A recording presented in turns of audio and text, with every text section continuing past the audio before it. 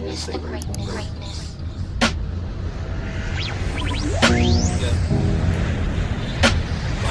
Ready to witness the greatness.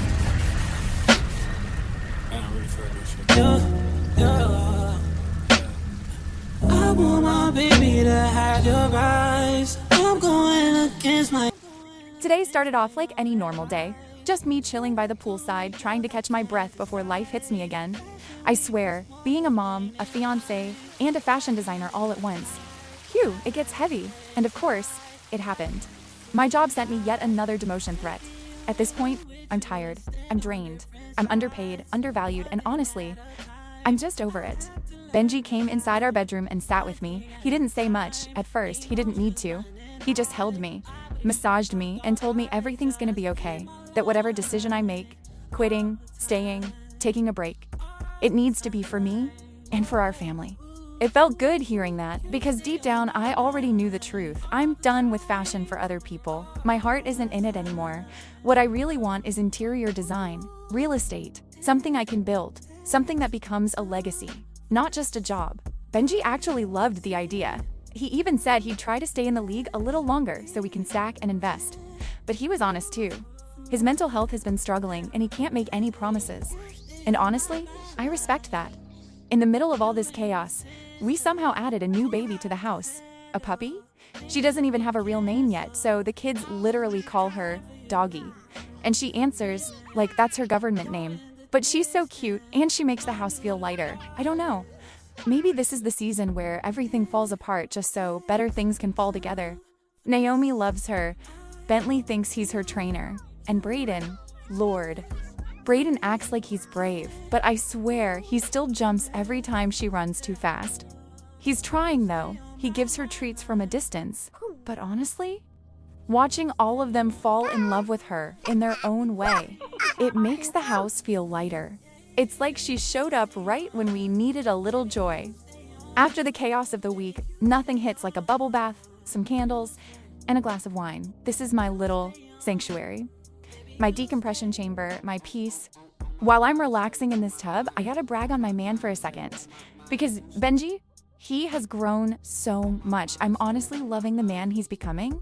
He's more patient, more grounded, more present. He even goes to therapy sometimes, and I do too, and I love that for us. It's like we're healing together, piece by piece. Benji is a better man, a better father, and a better partner. He don't play about his family. And look, I know most women wouldn't stay after being cheated on, lied to, and having to deal with kids outside of the relationship. Trust me, I get it. But none of us are perfect. Life ain't perfect. And I'm not gonna pretend love is always easy. It's messy, but it's ours. And we're doing the work. And right now, I'm proud of us. Because honestly, years ago, things between me and Benji were terrible. Like, bad. Constant scandals, betrayal, arguments. It felt like every week, something else was blowing up in our faces. We were hurting each other without even realizing how deep the cuts were. I didn't trust him. He didn't understand me. And it felt like we were stuck in this cycle of trying to love each other while bleeding. But somewhere along the way, we made a choice. We decided to put the pain to the side and actually rebuild. Not the relationship we had, but the one we wanted. We had to relearn each other. Relearn how to talk, how to listen, how to be soft again. And most importantly, how to forgive.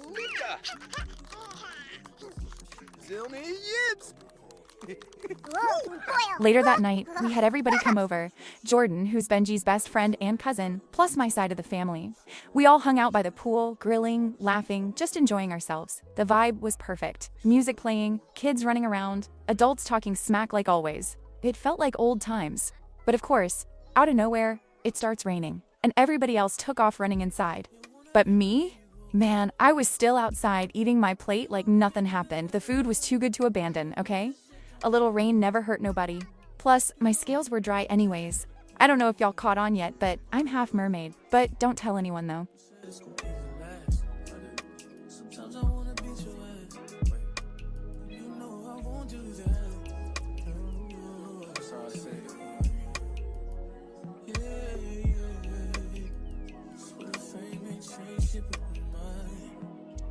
I walked into my home studio and stared at those blank mannequins like they owed me money.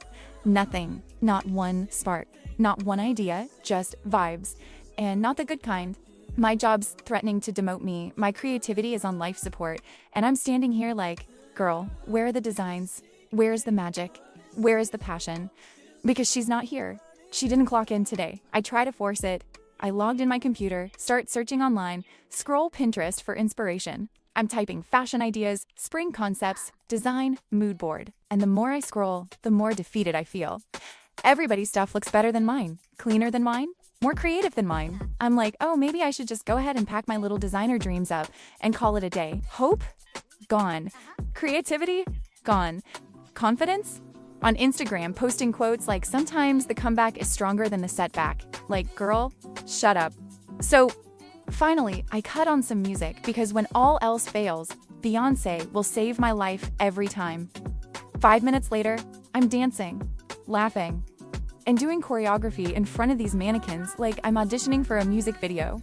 I take a break, flop on the couch, and look at my babysitter who's over there chilling like he ain't got a worry in the world. I'm like, be honest, should I just quit? This man's whole soul leaves his body. He panics immediately. Quit? Quit what? Quit the job that pays me. Bun, don't do that. I got bills. I got goals. I can't go back to my mom's house. I'm staring at him like, sir. He finally calms down and says, look, whatever makes you truly happy, I support you 100%. But also, can you not quit until after you pay me this week? I rolled my eyes so hard I almost saw last year. But deep down, I get it. Everybody's depending on me. The kids, the house, the babysitter, the businesses, Benji. And I'm sitting here trying to save a career I don't even know if I still want. And that's the part that scares me. I finally got tired of stressing, picked up my phone, and told my job, yeah, I quit. No long speech, no notice, just freedom. Soon as I hung up, I started singing. I felt so happy, like a weight lifted off me. I ran through the house yelling for Benji, and he came out thinking something was wrong. I told him I did. I quit. He just smiled, hugged me tight, and said, I'm proud of you for choosing yourself. And in that moment, everything just felt right. Scary, but right. A whole new chapter for us.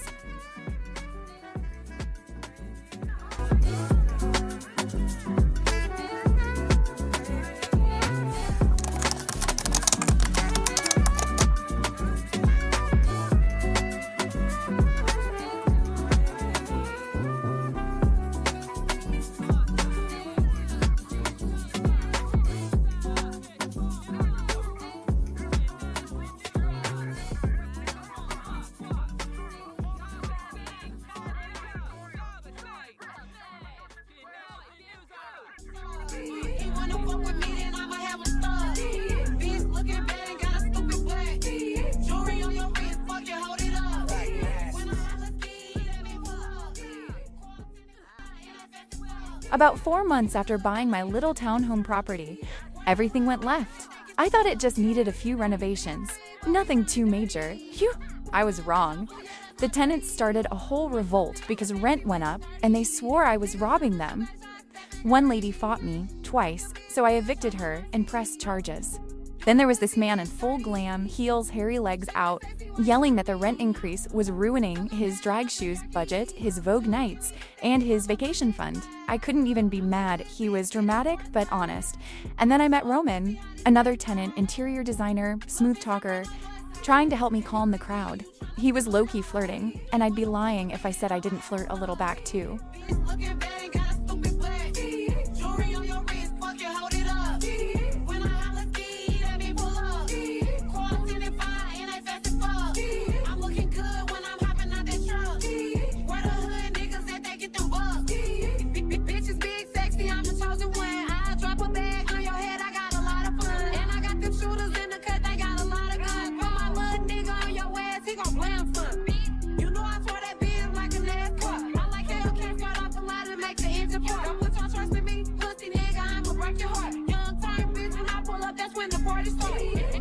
And Roman?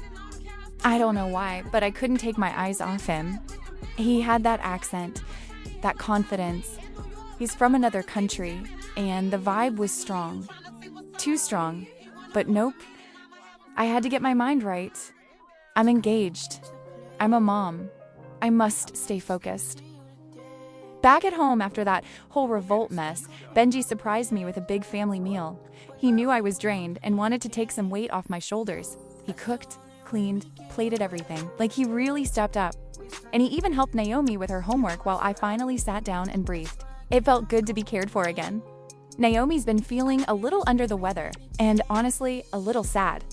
I've been working so much with this new property that she's been missing me, and that mom guilt hits different. I'm trying my best to balance it all.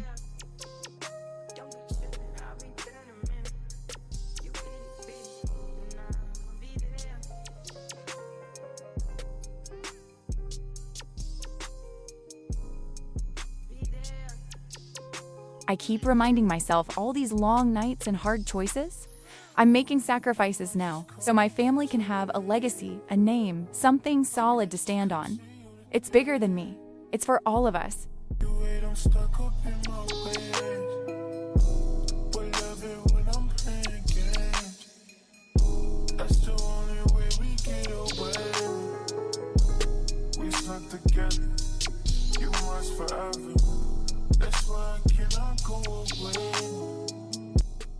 It's dinner time, and honestly, I'm still irritated from the Tenant Revolt.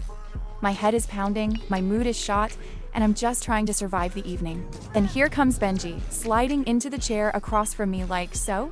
I saw you earlier. You was real friendly with that Roman dude." I froze.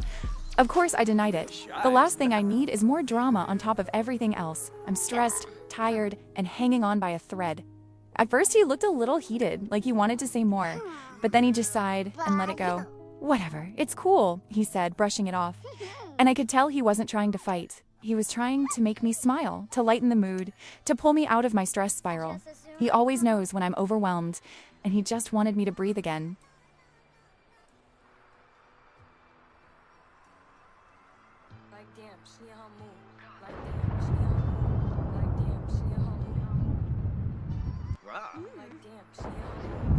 While the twins were finally asleep and Naomi was heading to bed, me and Benji decided to just slow down. We curled up on the bed, cuddling, venting, laughing, really decompressing from the chaos of the day. We were watching funny videos on the TV and my phone, just in our own little bubble, when Roman texted me twice, then tried to call. I saw Benji glance over and he was like, "Who's that?" I brushed it off real quick. "Oh, it's nothing," and turned my phone face down like it didn't even matter. I wasn't about to ruin the peace we finally had. So we ended the night, wrapped up in each other, choosing love, choosing us, even after everything.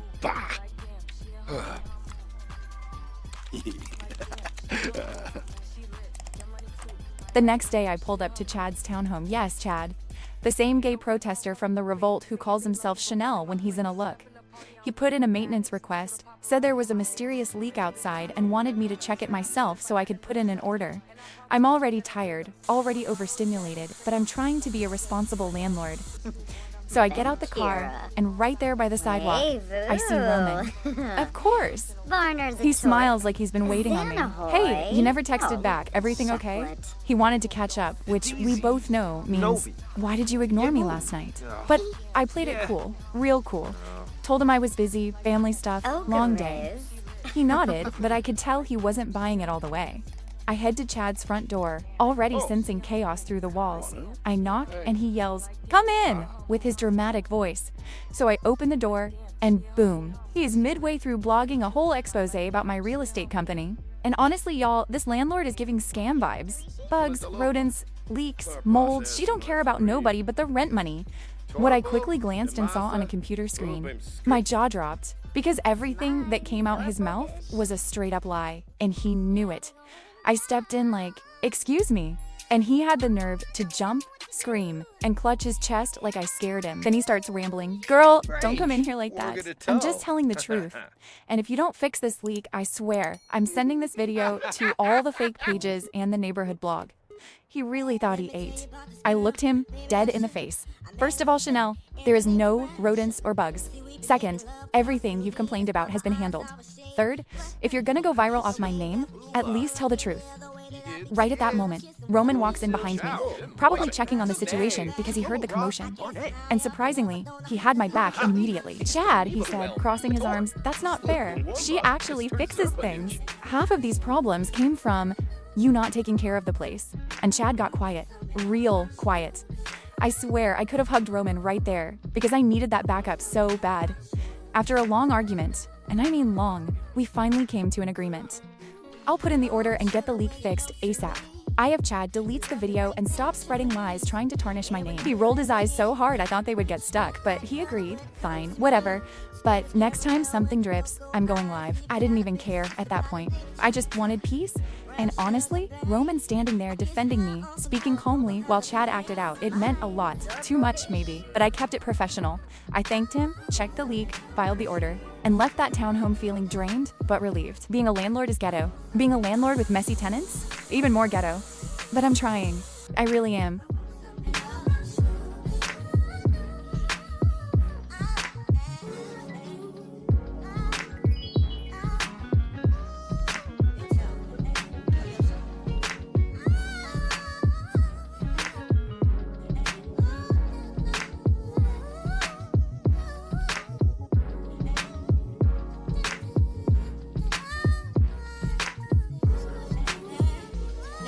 The story goes, brown sugar got me open. Now I want some more. Always down for my nauseous twine, but I think I'm here to solo. Hold my niggas don't mind. Stick out my tongue and I'm about ready to hit this gritty, pretty bitty with persistence. Yo, I think y'all hit me. Brown sugar, babe. I get high off of love, don't know how to behave.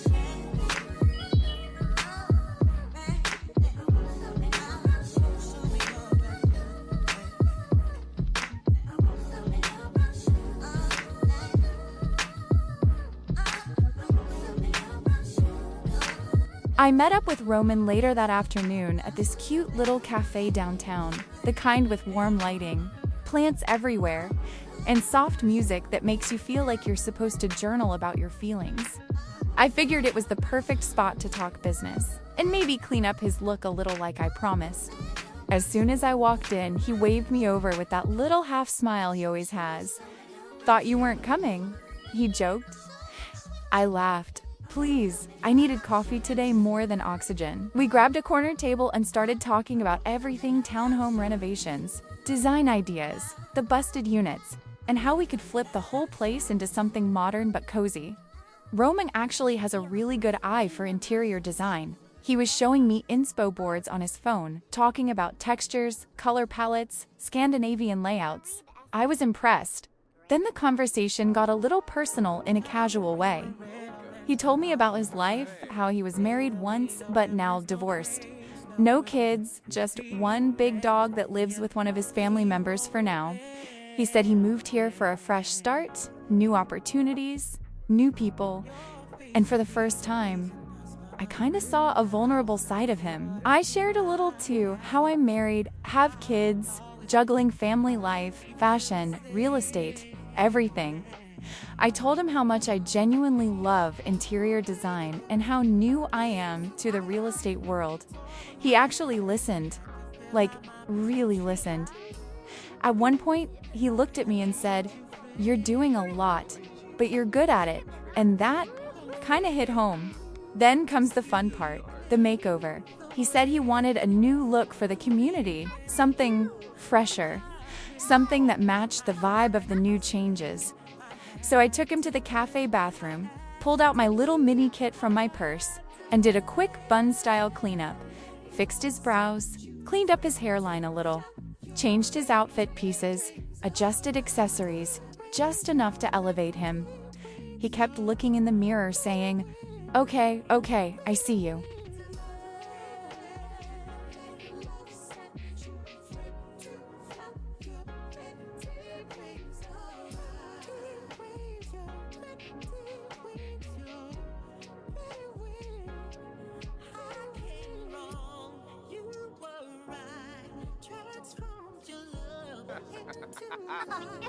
What used to be?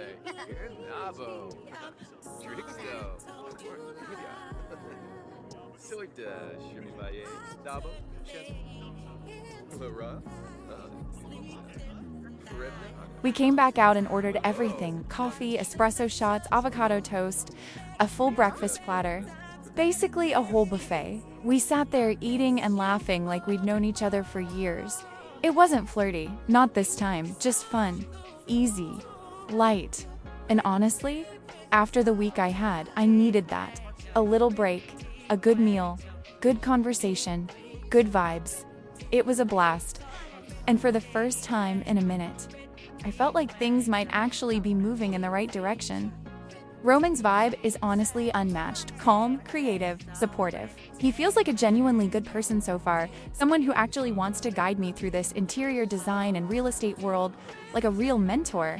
I just pray we keep it business, because chemistry is cute, but my marriage matters more.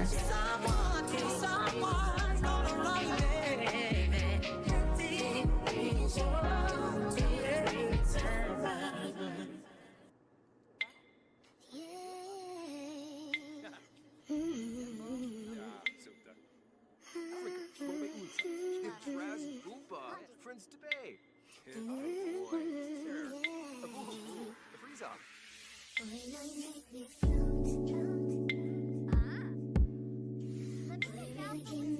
That night, my mom, Bonnie, popped up without even warning me.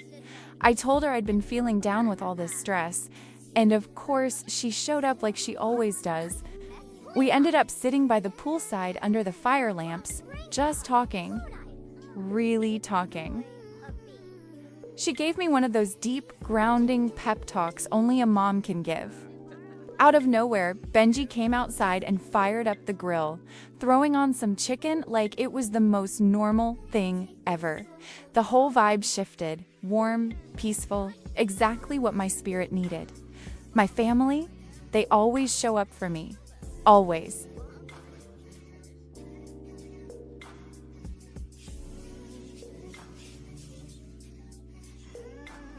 Before she left, my mom prayed over me, over my home, my kids, my marriage, my businesses, but most importantly, over my mental health.